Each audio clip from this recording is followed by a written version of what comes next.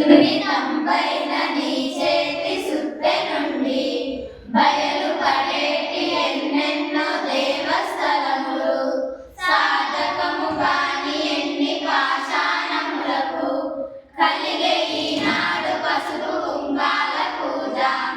మిగతనైన నీ చేతి సుత్తె దెబ్బలతో ఎన్ని దేవాలయాలు బయటపడ్డాయో.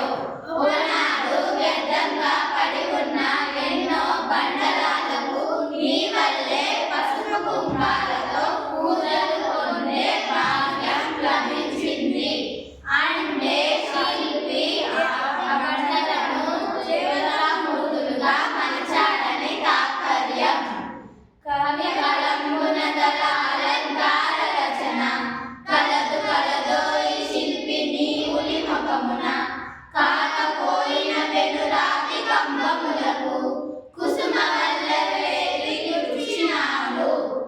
కవి కళానికి ఉండే అలంకార రచనా శక్తి నీ ఉలికి కూడా ఉన్నది. లేకపోతే కఠినమైన రాతి స్తంభాలలో పూలు లేత కొమ్మలు పూల గుత్తులను ఎట్లా చెక్కగలిగావు? ప్రతిమలు రచించి ఒక మహారాజు చేత వల్ల వేయింపగలవు చూపరుల చేత. కవన